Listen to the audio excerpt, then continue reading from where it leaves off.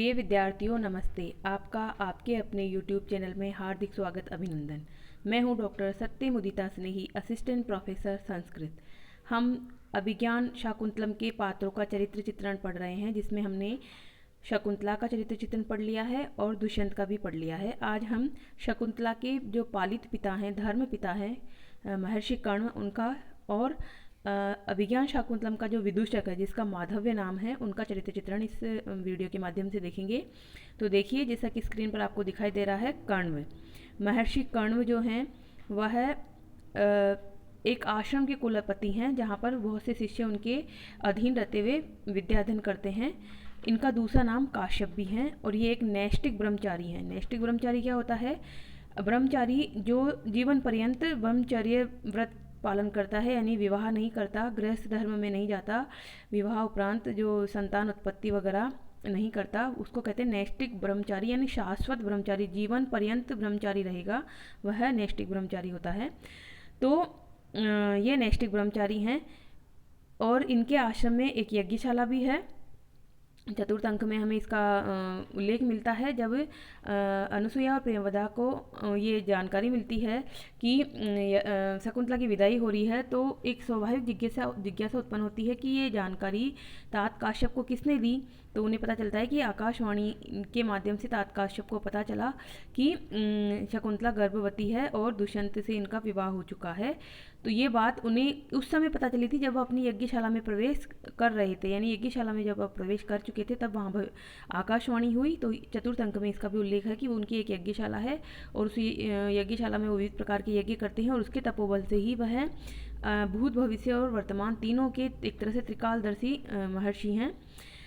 वे श्रोत विधि से अग्निहोत्र करने वाले ब्राह्मण हैं, अर्थात जो श्रुति परंपरा है, जो वेदों में जिस तरह से उल्लेख है उसी प्रकार से अग्निहोत्र यानी कि यज्ञ करते हैं, इस प्रकार के वो ब्राह्मण हैं।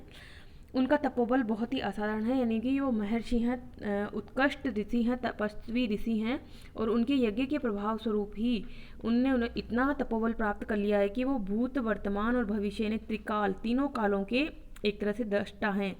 क्योंकि 7वें अंक में हमें एक ये उल्लेख मिलता है, जब सर्वदमन शकुंतला और दुष्यंत आपस में इनका मिलन हो जाता है, तो महर्षि मारीच अदिति आपस में वार्तालाप करते हुए कहते हैं कि अदिति कहती है कि इनके जो पिता हैं कश्यप कण्व ऋषि, उनके पास भी संदेश पहुंचा दिया जाना चाहिए कि शकुंतला का वरण कर लिया है दुष्यंत ने, यानी उनका मिलन हो गया है।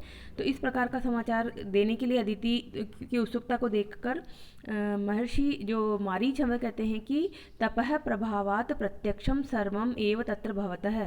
उन देव को तो सब कुछ उनके तप के प्रभाव की वजह से प्रत्यक्ष ही है, फिर भी मैं अपने एक जो शिष्य है, गालव नाम का शिष्य, उसको भेजता हूँ और वह ये समाचार उनको दे देगा, ये शुभ समाचार दे देगा कि उनकी पुत्री का और जो है दुष्यंत का मिलन हो गया है और दुष्यंत ने उनको अपना लिया है, इस प्रकार का। तो वो तप के प्रभाव से सब कुछ जानते थे, पर फिर भी एक संदेश के रूप में वहाँ भेजा गया है। संदेशवाहक गालव नाम का शिष्य, मारीच का शिष्य वहाँ जाता है। उनके तप के प्रभाव की वजह से ही हम देखते हैं कि प्रथम अंक में ही कि जो वहाँ पर सोम तीर्थ गए हुए हैं महर्षि कण्व और उनके पीछे से ये उनके जो ऋषि हैं वो यज्ञ कर रहे हैं, परंतु उस यज्ञ में बहुत सारे जो बाधा पहुंचाने के लिए राक्षस वहाँ उपस्थित हो जाते हैं। तो उनके तप के प्रभाव के कारण ही राक्षस यज्ञ में विघ्न नहीं पहुंचा पाते थे और जब वो वहाँ नहीं हैं, ऋषि कण्व वहाँ नहीं हैं, तो उनकी अनुपस्थिति में विघ्न डालते हैं। तो इस प्रकार उनके तप का प्रभाव इतना था कि राक्षस वहाँ पर उपस्थित नहीं हो सकते थे, यज्ञ में नहीं डालते थे। और जब यहाँ पर उनकी अनुपस्थिति में यज्ञ में बाधा उपस्थित की जा रही है, तभी ऋषि कुमार जाके उनसे निवेदन करते हैं दुष्यंत से कि आप हमारी यज्ञशाला में कुछ समय तक रहिए और हमें एक तरह से राक्षसों से सुरक्षित कीजिए। इसी प्रकार से शकुंतला पर विपत्ति आएगी ये भी उन्हें पहले से ही ज्ञान है, उसके निवारण के लिए ही वो सोमतीर्थ में जाते हैं और वहाँ पर पूजा पाठ करते हैं, प्रार्थना करते हैं। उसी के फलस्वरूप जो शाप उनको मिलता है शकुंतला को, उसका निवारण होता है कि किस तरह से वो प्रत्यभिज्ञान मतलब अभिज्ञान यानी जो अंगूठी दिखा देगी या कुछ भी दिखा देगी अपनी चिन्ह निशानी, तो वह राजा उसको अपना लेगा, उसको याद आ जाएगा सारा घटनाक्रम। तो इस प्रकार से ये जो निवारण की बात है वो भी एक तरह से ऋषि जो कण्व हैं उनकी तपस्या के फलस्वरूप ही हो पाया है। आकाशवाणी से उन्हें ये पता चलता है कि दुष्यंत का शकुंतला से गांधर्व विवाह हो गया है और वह दुष्यंत के गर्भ को इस समय धारण किए हुए, यानी दुष्यंत के द्वारा गर्भवती है। तो चौथे अंक में ही चौथा श्लोक यहाँ पर है, दुष्यंतेन आहित तेजो, यानी कि दुष्यंत के द्वारा उनके अंदर तेज का संचार किया गया है। जिस प्रकार से समी वृक्ष के अंदर अग्नि निवास करती है, वैसे ही इस शकुंतला के अंदर दुष्यंत का अंश निवास कर रहा है। और उनके तप के प्रभाव के फलस्वरूप ही शकुंतला की जब विदाई होती है चतुर्थ अंक में, तो वृक्ष आभूषण और रेशमी वस्त्र इत्यादि देते हैं। क्योंकि ये जो हैं ये तो वो जंगल में रहने वाले तपस्वी हैं, महर्षि हैं, इनके पास उस तरह के वस्त्र आभूषण रेशमी वस्त्र ये सब नहीं है, परंतु फिर भी वहाँ पर वस्त्र आभूषण कहाँ से आ जाते हैं, तो उनके शिष्य जब जंगल में फूल और इत्यादि इकट्ठा करने जाते हैं तो जो पेड़ पौधे हैं वो स्वतः ही वृक्ष आभूषण देते हैं, रेशमी वस्त्र देते हैं। तो कहने का तात्पर्य यहाँ पर यह है कि कैसे दिया, जिज्ञासा हुई अनुसुईया और पितामदा को कि कैसे ये हुआ। तो वो कहते हैं कि महर्षि जो कण्व है उनके तपस्या के प्रभाव स्वरूप ये हो पाया है कि वस्त्र आभूषण दिए हैं, स्वयं ही दिए हैं वृक्षों ने वस्त्राभूषण।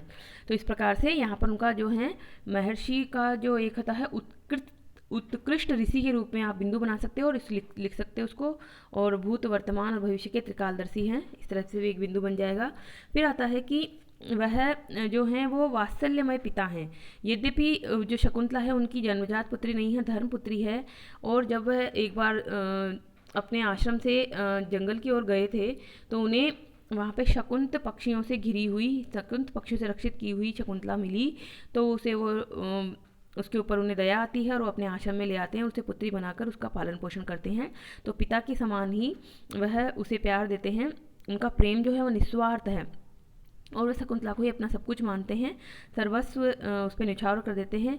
शकुंतला की विदाई के समय वह जिस तरह का अपना व्यवहार प्रदर्शित करते हैं, जिस तरह की उनके मन में मनोभाव उत्पन्न होते हैं, वह उनके सगे माता पिता होते कोई तो भी इतना दुख उन्हें नहीं होता जितना कि उन्हें हुआ है। तो सगे माता पिता से भी बढ़कर उन्हें दुख होता है उस समय।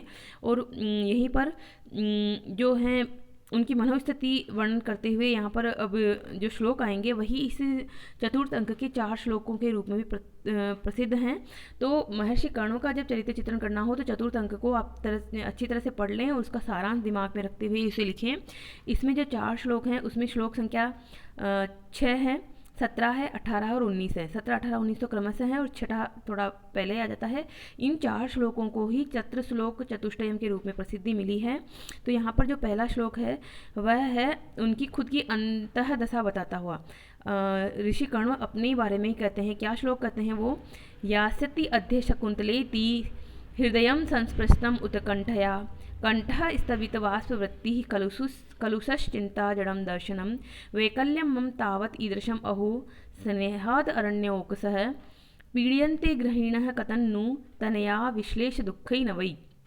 अर्थात शकुंतला आज चली जाएगी, इस प्रकार का सोचकर मेरा ये जो हृदय है वो बहुत ही उत्कंठा को प्राप्त हो रहा है। मेरे हृदय में और गले में ऐसा मतलब उत्कंठा हो रही है, गला रुंधा सा हो रहा है, उन्हें रोना आ जाता है और उनकी आंखों में जो पानी आता है उसकी वजह से उनके जो दर्शन है, उनकी जो दृष्टि है वो भी कलुषित हो जाती है, उसमें कुछ दिखाई नहीं देता। उनको अपने ऊपर आश्चर्य होता है कि मैं जो हूँ जंगल में रहने वाला तपस्वी हूँ और ये मेरी जो पुत्री है ये मेरी जन्मजात पुत्री भी नहीं है।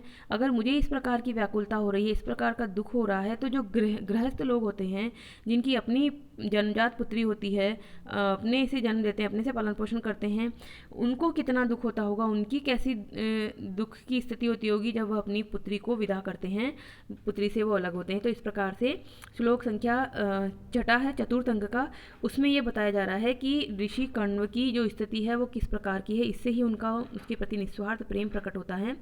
फिर आगे आता है इसी में जब शकुंतला चली जाती है, चली नहीं जाती है, उससे पहले है कि वो है कि शकुंतला उनको सांत्वना देते हुए कहती है कि पिता आप पहले ही कमज़ोर हैं, आप ध्यान रखिएगा अपने स्वास्थ्य का और आप मेरे विषय में शोक मत कीजिएगा। तो जवाब देते हुए कहते हैं चौथे अंक के 21वें पद्य में कि शमम एष्यति मम शोक है, मतलब मेरा ये जो शोक है वो किस प्रकार से शांति को प्राप्त करेगा, क्योंकि तुमने ये जो निवार जो धान यहाँ उगाया है वो कुटिया के द्वार पर उग गया है और उसको देख देख कर मुझे एक तरह से तुम्हारी याद आएगी, पुनः पुनः स्मरण होगा, तो मेरा शोक किस प्रकार से शांत होगा मैं कह नहीं सकता हूँ। तो अपने आप को इस प्रकार से वो व्यक्त करते हैं और अपना हार्दिक प्रेम वो प्रकट करते हैं। शकुंतला जब उनकी आंखों से ओझल हो जाती है, सखियों की आंखों से ओझल हो जाती है, तब उन सखियों को कहते हुए कहते हैं कि चलिए लौटिए आश्रम में, तुम्हारी सखी तो चली गई है। गतवती वाम सहचारिणी, तुम्हारी जो सहचारिणी थी, तुम्हारे साथ जो खेलने वाली, जो तुम्हारे साथ रहने वाली थी, वह तो चली गई है, अब हमें भी आश्रम में चलना चाहिए। इस प्रकार से वो अपने दुखी मन से ये बात कहते हैं। शकुंतला पर उनका निस्वार्थ प्रेम है वो बहुत ही आदर्श रूप में है। आज के समाज में भी इस तरह के पिताओं की ज़रूरत है जो कहीं पर भी उनको अगर कोई त्यागी हुई कोई बालिका मिले, क्योंकि समाज में अभी भी हम अखबारों में बहुत से ऐसे उदाहरण देखते हैं कि किसी माता ने मजबूरीवश या किसी भी दृष्टि से किसी बालिका को त्याग दिया है, वो जंगल में झाड़ी में पड़ी मिली, तो कोई भी जो है व्यक्ति उसको अपनाए तो उसे उस तरह से ही प्रेम दे जिस तरह से वह उसकी खुद की जन्मजात बेटी होती। तो यहाँ पर हमें कर्ण के इस स्वरूप से आदर्श पिता बनने का भी एक संदेश मिलता है कि किस तरह से हमें बालिकाओं के प्रति अपना प्रेम प्रकट करना चाहिए, क्योंकि वही जो है इस संसार को एक तरह से वंश को बढ़ाने वाली है, संसार को आगे चलाने वाली है। एक माता के रूप में, एक पुत्री के रूप में, एक बहन के रूप में स्त्री ही जो है वो संसार की एक तरह से धारण करने वाली स्त्री है, शक्ति है। अब आगे इनका एक स्वरूप आता है कर्ण का, लौकिक व्यवहार के ज्ञाता। लौकिक व्यवहार के ज्ञाता हैं। इसमें चतुर्थ अंक में ही वह कहते हैं कि वन में रहने वाले हैं यद्यपि हम, फिर भी हम लोग जो हैं वो लौकिक हैं, लौकिक व्यवहार को जानने वाले हैं। वनोकसा अपि संतः लौकिक ज्ञा वयम, वन में रहने वाले होते हुए भी हम लौकिक व्यवहार को जानने वाले हैं। इसीलिए वह शकुंतला को उपदेश देते हैं, राजा को उपदेश देते हैं और शकुंतला को सांत्वना भी देते हैं। इस प्रकार से यहाँ पर 17, 18, 19 तीन प्रकार के श्लोक हमें प्राप्त होते हैं। इसमें देखिए जो पुत्री को विदा करते हुए उन्होंने शकुंतला को जो उपदेश दिया है, ये तो वर्तमान में स्वर्णाक्षरों में लिखा जाने वाला उपदेश है और प्रत्येक माता पिता को अपनी पुत्रियों को इस प्रकार का उपदेश दिया जाना चाहिए या दिया जाता था उस समय भी, जिस तरह का कालिदास ने कर्ण के माध्यम से कहलवाया। तो देखिए यहाँ पर क्या है, बहुत ही सुंदर श्लोक है ये। सुश्रुस्व गुरून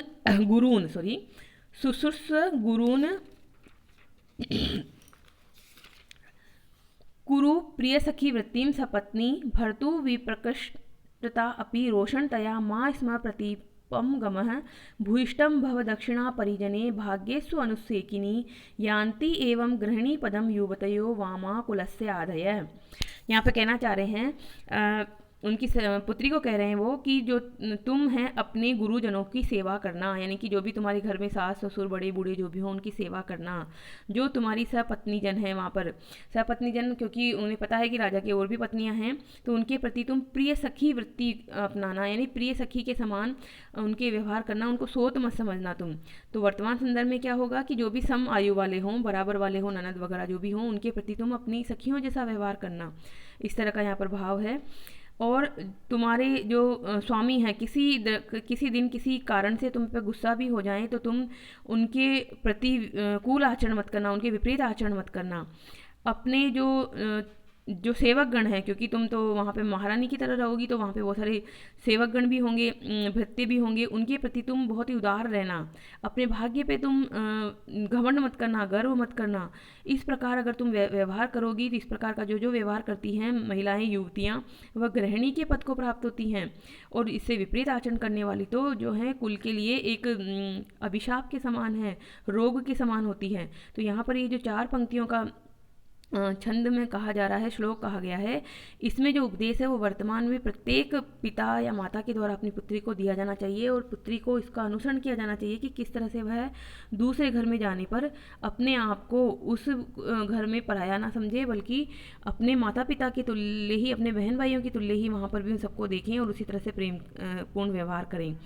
यहाँ पर राजा के लिए भी कण्व ने एक संदेश भेजा है शारंगरव के माध्यम से। क्या कहा उन्होंने कहा कि असमान साधु विचिन्त्य, हमको साधु समझकर और संयम धन वाला जानकर और अपने आप को ऊंचे कुल वाला मानकर तुम क्या करना, व्यवहार करना।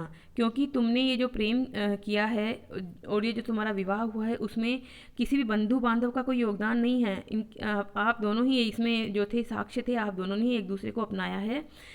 तो आप दोनों इस तरह का इसका सम्मान रखना, इस संबंध का हमारी ऊपर नहीं है इसकी जिम्मेदारी। और आप इस शकुंतला को अपनी जो अन्य पत्नियां हैं उनके समान ही एक सामान्य व्यवहार देना। इससे अधिक इसको कुछ मिले तो ये इसके भाग्य का होगा, या इससे कम मिले या इससे अधिक मिले ये इसका भाग्य का होगा। वधू के बंधुओं के द्वारा इसके विषय में कुछ नहीं कहा जाना चाहिए। यानी कि इसको सुख मिलता है, दुख मिलता है ससुराल में, ये हमें नहीं कहना है। आप जैसे इसको रखें, परंतु एक सामान्य व्यवहार तो इसे देना जैसा आप अपनी पत्नियों को, अन्य पत्नियों को देते हैं, ऐसे ही आपसे अपेक्षा रखी जाती है। क्योंकि आप उच्च कुल के हैं, आपका बहुत कुल है, और हमारे पास जो है वो संयम रूपी धन है। यानी यहाँ पे दहेज प्रथा का भी निषेध है। यानी कि शकुंतला को विदा करते हुए उन्होंने कोई दहेज नहीं दिया है, बल्कि ये कहा है कि हम तो संयम धन है। अस्मान साधु विचिन्ते संयम धनान उच्च कुलम च आत्मनः, यानी कि हमें तो संयम रूपी धन वाला ही जानना, हमारे पास देने के लिए कुछ नहीं है, संयम रूपी धन ही है। और इसको जो है आप अपनी सामान्य जो पत्नियां हैं उनके समान सामान्य व्यवहार ही देना। बहुत ज़्यादा व्यवहार अगर इसके गुण हों अच्छे, इसका भाग्य हो तो उसको मिलेगा। बाकी आप जो हैं हम तो ये अपेक्षा करते हैं कि आप इसके प्रति सामान्य व्यवहार रखेंगे। तो इस प्रकार वे संदेश राजा के लिए जो देते हैं वो भी एक बहुत ही व्यवहार कुशल पिता ही दे सकता है ऐसा संदेश। शकुंतला जो हैं वो प्रियंवदा और अनुसुईया जब उसके साथ नहीं जा रही होती, शकुंतला पूछती है कि क्या ये अनुसुईया और प्रियंवदा मेरे साथ नहीं जाएंगी आगे। तो वो कहते हैं कि नहीं, तुम्हारा विवाह हो चुका है और ये कुंवारी कन्याएं हैं, तुम्हारा इनको तुम्हारे साथ में भेजना उचित नहीं है, मुझे इनका भी विवाह करना है। तो वे जानते हैं कि कुंवारी कन्याओं को जो विवाह के योग्य हैं उनको नहीं भेजना चाहिए वधू के साथ। तो वह अनुचित समझते हैं इसको, और उनका भी विवाह उन्हें करना है, ये भी उनकी जिम्मेदारी है। तो उन्होंने न केवल शकुंतला को अपनी पुत्री के समान पाला है, बल्कि अनुसुईया और प्रेमवदा को भी वह अपनी पुत्री के समान ही प्रेम देते हैं, और उनका भी विवाह करने की जिम्मेदारी उनके ऊपर ही है। वे मानव व्यवहार के पारखी हैं, यानी कि मानव स्वभाव के ज्ञाता हैं। जब शकुंतला उनसे कहती है कि मैं आपसे वियुक्त होकर आपसे वियोग को प्राप्त करके कैसे जीऊँगी, तो उसको समझाते हुए कहते हैं एक बहुत ही अच्छा श्लोक है यहाँ पर। अभिजनवतो भर्तु श्लाघ्ये स्थिता गृहिणी पदे विभव गुरुभिः कृत्यैस्तस्य प्रतीक्षणमाकुलः तनयम् अचिरात् प्राचीवार्कं प्रसूय च पावनं मम विहरजां न त्वं वस्ये शुचं गणयस्यसि। यानी कि तुम अपने जो कुलीन, जो भर्तु है, तुम्हारे जो स्वामी हैं, उसके द्वारा बहुत ही श्लाघ्य गृहिणी पद को प्राप्त होगी, यानी कि महारानी पद तुम्हें प्राप्त होगा। और तुम वहाँ पर बहुत ही व्यस्त हो जाओगी, बहुत सारे काम तुम्हें करने पड़ेंगे। उस समय व्यस्त होने की वजह से तुम मेरे दुख को भूल जाओगी, और तुम्हें शीघ्र ही जो है वो एक तेजस्वी पुत्र प्राप्त होगा। जिस प्रकार से पूर्व दिशा में सूर्य उदय होता है, वैसे ही तुम्हारे गर्भ से एक तेजस्वी पुत्र उत्पन्न होगा। और इस प्रकार तुम जब उसके पालन पोषण में बिजी हो जाओगी तो तुम मेरे विरह से उत्पन्न दुखों को बिल्कुल भी नहीं याद रखोगी। और ये सामान्य मनोस्वभाव होता है कि जब व्यक्ति व्यस्त होता है तो उसे जो है वो इधर उधर की बातें, दुख की बातें याद नहीं आती है। जब खाली होता है तभी ही उसे दुख याद आता है। तो ये मानव स्वभाव के पारखी भी हैं ऋषि यहाँ पर, न केवल त्रिकाल दृष्टा हैं, परंतु एक सामान्य इंसान के व्यवहार को भी जानते हैं, मनोदशा को भी जानते हैं। एक तरह से साइकोलॉजिस्ट हैं ये। अंदर से किस तरह का एक भाव आता है, किस तरह की परिस्थितियाँ उत्पन्न होगी, तो ये पूरी तरह से अच्छे से जानते हैं। चतुर्थ अंक का ये 19वां श्लोक है। तो इस प्रकार से चतुर्थ अंक का जो है 6, 17, 18, 19 ये 4 श्लोक हैं, यही श्लोक चतुष्टय कहलाते हैं। बहुत इंपॉर्टेंट है परीक्षा की दृष्टि से, इसलिए कण्व ऋषि का चरित्र चित्रण आए, चाहे इन 4 श्लोकों की व्याख्या है, चाहे चतुर्थ अंक का सारांश है, ये आज के वीडियो के आधार पर आपका ये प्रश्न तैयार हो जाएगा। अब इसमें ही आगे है कि वह कन्या को धरोहर समझते हैं और किसी भी तरह से उसकी उपेक्षा नहीं करते हैं, उसका अच्छी प्रकार से पालन पोषण करते हैं और जब वह विवाह के योग्य हो जाए तो उसको पराया धन समझते हुए उसके पति को सुपुर्द कर देने में ही वह उन्हें परम शांति महसूस होती है। और यहाँ पर जो अंतिम श्लोक है 22वां श्लोक है चतुर्थ अंक का, वह भी यही कहता है, क्या कहता है कि अर्थो हि कन्या परकीय एव तामद्य संप्रेष्य परिगृहीतु जातो ममायम विशदः प्रकामम प्रत्यर्पित न्यास एवांतरात्मा। मेरी अंतरात्मा आज उस प्रकार की शांति अर्पित हो मतलब शांति अनुभव कर रही है जिस प्रकार से कोई जो व्यक्ति है जिसके पास धरोहर रखी है उस धरोहर को उसके स्वामी को समर्पित करके वो शांति अनुभव करता है, उसी प्रकार से आज मैं शकुंतला को उसके पति के घर पे भेजकर पति को के लिए विदा करके आज शांति का अनुभव कर रहा हूँ। तो इस प्रकार से यहाँ पर चतुर्थ अंक संपूर्ण रूप से ही महर्षि कण्व के ही एक तरह से मनोभावों को व्यक्त करता है, महर्षि कण्व के ही चरित्र को उभारता है। तो अगर आपको इसके बिंदु जैसे मैंने तो यहाँ पर कॉमन इसको एक पैराग्राफ के रूप में बताया, अगर आपको बिंदुवार लिखना हो इसको तो क्या लिखेंगे आप, महर्षि कण्व एक उत्कृष्ट ऋषि हैं, लौकिक व्यवहार के ज्ञाता हैं, एक आदर्श पिता हैं, मानव व्यवहार के पारखी हैं, त्रिकाल दृष्टा ऋषि हैं और वात्सल्य हृदय वाले पिता हैं। इस प्रकार से कहते हुए आप इसको निष्कर्ष लिख देंगे अंत में और लिख देंगे, बिंदुवार भी लिखना चाहें तो बिंदुवार भी लिख देंगे। अब देखते हैं हम इसका जो पात्र है विदूषक। देखिए विदूषक जो है वो एक पद का नाम होता है, विदूषक व्यक्ति का नाम नहीं है। यहाँ पर विदूषक की भूमिका निभाई है माधव्य नाम के एक पात्र ने। विदूषक संस्कृत साहित्य में संपूर्णतः ही हास्य रस का पात्र होता है, उसके द्वारा इस तरह के क्रियाकलाप किए जाते हैं, उसकी वेशभूषा भी ऐसी रखी जाती है कि देखते ही दर्शकों को हास्य रस का एक तरह से भावना हो जाए। यहाँ पर जो विदूषक हैं वह हास्य रस का सृजन तो करता ही है, अपितु वह जो हमारी कथा है, ये जो शाकुंतलम की कथा है उसको बढ़ाने में भी आगे बढ़ाने में भी इसका पूरा योगदान है। तो देखिए यहाँ पर विदूषक का नाम माधव्य है, ये भी आपकी परीक्षा में पूछा जाता है कि अभिज्ञान शाकुंतलम के विदूषक का क्या नाम है, तो माधव्य, आप ध्यान रखेंगे। तो साधारणतः संस्कृत काव्य में विदूषक का प्रयोग मजाक के लिए होता है, परंतु शाकुंतलम का जो ये विदूषक है इसका प्रयोग महाकवि जो कालिदास है उन्होंने कथा के विकास में भी इसका पर्याप्त प्रयोग किया है। ये एक ब्राह्मण होता है और हमेशा खाने पीने की बातों में ही प्रवृत्त रहता है, यानी कि यह भोजन प्रिय होता है, भोजन भट्ट होता है, पेटू जिसको कहते हैं, पेटू प्रवृत्ति का होता है। तो द्वितीय अंक में हमें यहाँ पर एक उल्लेख मिलता है कि राजा जब आखेट पे नहीं जाने का मन बनाता है तो आखेट पे नहीं जाने के लिए कहता है, तब इसको कहता है विदूषक को, माधव्य को, कि आखेट पे तो मैं नहीं जाऊंगा, तुम्हारी बात भी मैंने रखी है, तुम भी चाहते थे कि हम आखेट नहीं जाएं, तो आखेट पे नहीं जाऊंगा, परंतु मुझे एक काम है, उस काम में तुम मेरे सहयोगी बनना, अभी तुम कुछ विश्राम कर लो, तुम मेरे उस काम का मैं सहयोगी बनना। तो तुरंत ही विदूषक क्या कहता है, माधव्य, क्या कौन सा काम है, क्या लड्डू खाने का काम है कि मोदक खादी का आयाम है, यानी लड्डू का खाने का काम है।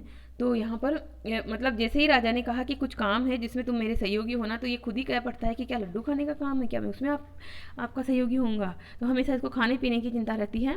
यहाँ पर लड्डू खाने का कोई काम नहीं था, अपितु राजा का कुछ और ही उद्देश्य था कि जब वो शकुंतला के पास जाएं तो उनकी ये इच्छा थी कि वह विदूषक को भी वहाँ ले जाएं, तो हो सकता है कुछ सहयोग मिले, परंतु इस तरह से यहाँ पर कुछ और प्रसंग आता है और वो विदूषक वहाँ नहीं जाता है।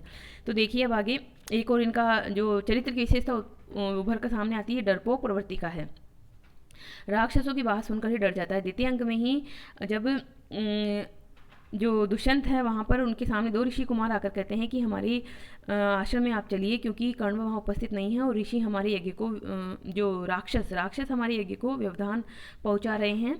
तो राक्षसों की बात सुनकर जब राजा इसको कहता है कि क्या तुम भी चलोगे आश्रम में वहाँ पर शकुंतला को देखने की तुम्हें जिज्ञासा है, तो कहता है कि मुझे जिज्ञासा तो बहुत थी, अब तक तो बहुत जिज्ञासा थी, शकुंतला को मैं देखना चाहता था, परंतु राक्षसों की बात सुनकर मैं बहुत डर गया हूँ, मैं वहाँ नहीं जाऊँगा।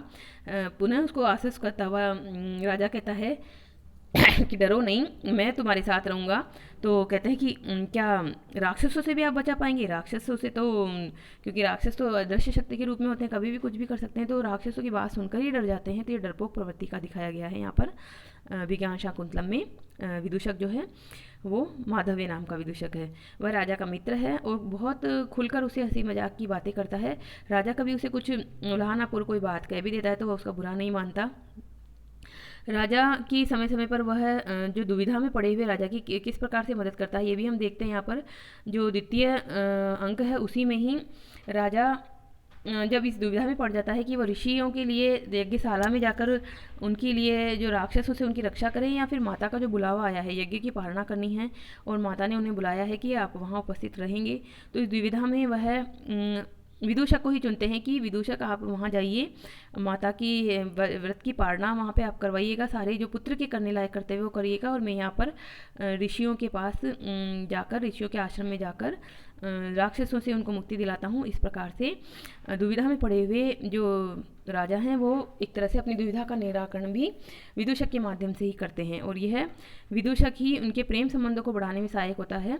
यहाँ पर तो नहीं है उस तरह से सहायक, परंतु फिर भी जो संस्कृत साहित्य का अन्य पूरा संस्कृत साहित्य है उस सब में विदूषक की इसी तरह की भूमिका होती है कि वो राजा के जो प्रेम संबंध होते हैं अन्य नायिकाओं के प्रति, अन्य स्त्रियों के प्रति, उसमें भी वो सहायक होते हैं। तो यहाँ पर द्वितीय अंक में भी हम देखते हैं कि जो राजा जानते हैं कि ये बहुत चंचल हृदय वाला है, तो राजा को ये संदेह है कि जो शकुंतला विषयक मैंने इसको प्रेम के बारे में बात बताई है वो ये ऐसा नहीं हो कि राजधानी में जाकर ये इस सारी बातों को वहाँ पर अंतपुर में मतलब जो भी रानियाँ हैं उन सबको बता दें, तो वह उसकी चंचल प्रवृत्ति से और सरल हृदय से परिचित हैं, तो उसको कहते हैं कि यहाँ पर जो भी बात हुई है वो परिहास ही है। मैंने तुम्हें जो शकुंतला विषयक प्रेम की बात कही है वो तो परिहास ही है। ये जो है मैं जो आश्रम में रुक रहा हूँ, जा रहा हूँ, वो ऋषियों की निवेदन पर ही जा रहा हूँ, उनकी राक्षसों से रक्षा करने के लिए। ऐसा नहीं है कि मैं वहाँ पर शकुंतला से प्रेम करता हूँ और उसको बढ़ाने के लिए, प्रेम को बढ़ाने के लिए वहाँ जा रहा हूँ।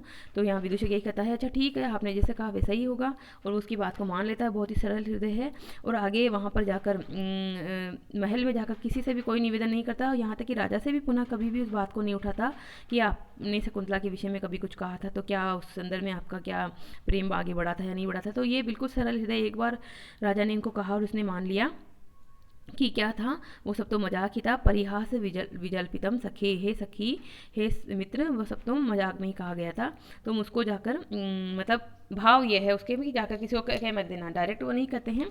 तो इस प्रकार से यहाँ ये भाव है। तो यहाँ पर यदि वह राजा को, अब यहाँ पर देखो एक बहुत इंपॉर्टेंट बात है, राजा इसको मजाक में कहता है, असत्य सिद्ध कर देता है। तो यहाँ पर जब राजा पंचम अंक में उसका त्याग करता है शकुंतला का, तो उस समय भी यह उपस्थित नहीं हो पाता है वहाँ पर, और उसको किसी भी तरह से स्मरण नहीं दिला पाता है कि शकुंतला से आपने प्रेम की बात किस रूप में कही थी या नहीं कही थी, क्योंकि राजा ने खुद ही झुठला दिया था उसको, राजा ने खुद ही उसको मजाक कह दिया था। अब यहाँ पे पंचम अंग में एक और बहुत इंपॉर्टेंट बात आती है। पंचम अंग में जो राजा है उसकी एक पत्नी है हंसपदिका, वह राजा को उलाहना देते हुए संगीतबद्ध कुछ पद्य गाती है, जिसमें वह कहती है कि आप तो उस भंवरे के समान हैं जो एक बार जो है आम्र मंजरी का रस पी लिए और दोबारा उसकी तरफ देखते भी नहीं हैं। तो उस उलाहने को समझकर जो विदूषक हैं, ये जो राजा हैं दुष्यंत, विदूषक को ही भेजते हैं और कहते हैं हंसपदिका को समझाना तुम, और कहना कि राजा ने ये उलाहना तुम्हारा समझ लिया है, आप जो हैं वो धैर्य धारण करें और इस तरह से आप रहें। तो हंसपदिका को ये संदेश देने जब वो जाते हैं, तो वहाँ पर हंसपदिका जो है वह इन्हें किसी कार्यवश अपने उधर व्यस्त कर लेती है, और पीछे से शकुंतला का जो त्याग होने का घटनाक्रम होता है वो इनकी अनुपस्थिति में होता है, मतलब विदूषक वहाँ उपस्थित नहीं है। अगर विदूषक भी वहाँ उपस्थित होता तो वो संभवतः कुछ बातें याद दिलाने की कोशिश करता कि हाँ शकुंतला विषय का आपका कुछ तो वहाँ पर हुआ था, इस तरह का प्रकरण, परंतु वह वहाँ नहीं है, तो नहीं तो ये घटनाक्रम कुछ अलग ही होता। तो ये जानबूझकर कवि जो थे हमारे कालिदास, उन्होंने इनको दो प्रसंगों से दूर रखा। कहाँ पर? एक तो शकुंतला को देखा ही नहीं इन्होंने, शकुंतला को देखने की उत्सुकता थी पर फिर भी देखा नहीं, और दूसरा जब शकुंतला का त्याग हो रहा है पंचम अंक में तभी ये वहाँ उपस्थित नहीं है। इन दो जगह उन्होंने जानबूझकर इसको दूर रखा। तो ये जो हैं क्या है यहाँ पर हमारी इसमें एक तरह से कवि की एक जो कुशलता वर्णित है कि अगर चूंकि हर चीज़ में सहयोगी होता है विदूषक, क्योंकि राजा का मित्र होता है तो हर चीज़ में सहयोगी था, तो इस बात में कैसे सहयोगी नहीं हुआ कि उसे पता ही नहीं है कि शकुंतला से प्रेम का कुछ प्रकरण भी हुआ था। तो वो जो हैं वो 2 प्रसंगों में अनुपस्थित है। शकुंतला का दर्शन वो नहीं करता है द्वितीय अंक में, और बाद में जब शकुंतला का त्याग होता है पंचम अंक में तो भी वह वहाँ उपस्थित नहीं है, और 2 जगह उसे उपस्थित किया गया है, दूसरे अंक में और छठे अंक में, तो वहाँ पर भी उपस्थित होने का भी एक कारण है। अब देखिए, चूंकि इसकी ये प्रवृत्ति थी कि मुंहफट प्रवृत्ति का होता है, तो इस प्रकार से ही राजा इसके अनुसार करता है। अब ये जो छठा अंक है वहाँ पर भी राजा में एक क्रोध को उत्पन्न करने के लिए एक अलग तरह से ही इसका यूज़ किया है। कवि ने क्या किया है, इंद्र के द्वारा भेजा हुआ जो सारथी है मातली, वह इसे पीटता है, और पीटता है तो जब ये सहायता के लिए पुकारता है तो राजा को उस समय क्रोध आता है कि कौन है जो यहाँ पर मेरे मित्र को परेशान कर रहा है, दुखी कर रहा है। तभी उनका क्रोध पुष्पित होता है और अपना धनुष बाण लेके उस पर संधान करने के लिए तैयारी होते हैं। तो मातली प्रकट होकर कहता है कि यह तो मैं इंद्र के द्वारा भेजा हुआ हूँ, और आपको जो है दानवों के वध के लिए स्वर्ग में बुलाया है इंद्र ने। इस प्रकार से राजा में ये जो पुनः जो क्रोध को पुनः पराक्रम को संचार करने का भी माध्यम बनता है। यहाँ पर जो एक और प्रसंग आता है, एक और रानी है वसुमती, जो राजा हैं दुष्यंत उनकी पत्नी हैं, वह वहाँ उपस्थित हो जाती है जब शकुंतला का चित्र बना रहा होता है। जब छठे अंक में सारा प्रकरण याद आ जाता है राजा को, तो वह शकुंतला का चित्र बनाकर अपना एक तरह से मन बहलाता है। अब राजा को ये डर है कि जो रानी है वसुमती वहाँ आ रही है तो ऐसा होगा कि कुछ गड़बड़ हो जाएगी, तो वो कहता है खुद वसंत तक नहीं, सॉरी, यहाँ पे विदूषक क्या कहता है कि बचाने का प्रयास करता है राजा को, और वसुमती के सामने पड़ने से पहले ही वो जो शकुंतला का चित्र था उसको लेकर कहीं भाग जाता है, और राजा जो है वसुमती के क्रोध से बच जाता है। इस प्रकार से यहाँ पर कथानक के एक तरह से विकास में भी कवि कालिदास ने इसका बहुत ही अच्छे से प्रयोग किया है। अगर यहाँ पर ये जो माधव्य नाम का विदूषक ना होता तो ये कहानी में बहुत अलग तरह की बनती कहानी। तो ये देखने में मूर्ख सा है, परंतु मूर्ख नहीं होता है ये, बहुत चतुर होता है ये, यानी कि एक ओढ़ी हुई मूर्खता रखता है ये, यानी मूर्खता का दिखावा करता है, बहुत चतुर है। समय समय पर ये राजा को जो सलाह देता है, उनका मनोविनोद करता है, मनोरंजन करता है, उचित परामर्श भी देता है। इस प्रकार से यहाँ पर विदूषक का जो पात्र है वह किसने निभाया, माधव्य नाम के, माधव्य या माधव्य दोनों तरह से इनका नामकरण मिलता है। माधव्य आप ध्यान रखिए। तो आपको पूछा जा सकता है कि अभिज्ञान शाकुंतलम के जो विदूषक का क्या नाम है, तो माधव्य नाम है, और यह राजा का मित्र है। डरपोक प्रवृत्ति का है, मूर्खता ओढ़े रहता है परंतु मूर्ख होता नहीं है, वास्तव में चतुर होता है, ब्राह्मण होता है, भोजन भट्ट होता है, भोजन प्रिय होता है, राजा का जो प्रेम होता है उसको बढ़ाने में ये भूमिका निभाता है, और समय समय पर राजा के लिए जो दुविधा का समय उपस्थित होता है उसमें भी ये अपने उचित परामर्श से, अपनी उपस्थिति से राजा को मतलब उभारता है उससे। राजा इसे अपने छोटे भाई के समान ही मानता है, और जो राजमाता है वो भी इसे अपने पुत्र के समान ही मानती है, और राजा के अनुपस्थिति में उनके पुत्र के लायक कर्तव्य जो हैं वह भी यहाँ पर विदूषक के द्वारा ही किए जाते हैं। तो ये काफ़ी महत्वपूर्ण पात्र हैं, और दर्शकों के लिए जो है ये मनोविनोद उत्पन्न करते हैं। जिस तरह से जो मूवीज़ में कॉमेडी पात्र रखे जाते हैं उसी तरह से नाटकों में विदूषक को रखा जाता है। तो आज हमने इस वीडियो में महर्षि कर्ण, जिनका नाम काश्यप है, जो कि शकुंतला के एक तरह से पालित पिता हैं, धर्म पिता हैं, उनका चरित्र चित्रण पढ़ा, और विदूषक का भी चरित्र चित्रण पढ़ा।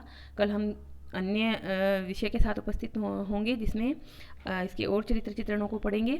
तो आपको ये चैनल जो है ज़रूर अच्छा लग रहा होगा, क्योंकि इस पर बहुत अच्छी अच्छी सामग्री आपके लिए प्रस्तुत की जा रही है। अगर वीडियो आपको अच्छा लगता है तो इसे लाइक कर दीजिए। कमेंट बॉक्स में किसी भी तरह का आपका सुझाव हो, कमेंट हो, किसी भी तरह का आपका बात हो तो लिखिए अवश्य। और अगर अभी तक भी आपने इस चैनल को सब्सक्राइब नहीं किया है, पहली बार ही देख रहे हैं, तो सब्सक्राइब ज़रूर कर लीजिए। सब्सक्राइब बटन के पास में एक घंटी जैसा चिन्ह होता है, उसको दबाकर ऑल शब्द पे क्लिक करेंगे तो आपको इस पर डाले जाने वाले सभी जो वीडियो हैं उनका नोटिफिकेशन तुरंत प्राप्त हो जाएगा। किसी भी वीडियो से आप वंचित नहीं होंगे। तो आज के लिए इतना ही, कल फिर मिलेंगे किसी अन्य विषय के साथ। तब तक खुश रहिए, स्वस्थ रहिए, मस्त रहिए, पढ़ते रहिए, और इसमें जो भी आपको ज्ञान मिला है उसको आप सीखते रहिए, अपने परीक्षा की दृष्टि से भी और वैसे ही अपने ज्ञान की दृष्टि से भी। तो तब तक के लिए धन्यवाद। कल फिर मिलेंगे किसी अन्य विषय के साथ। धन्यवाद।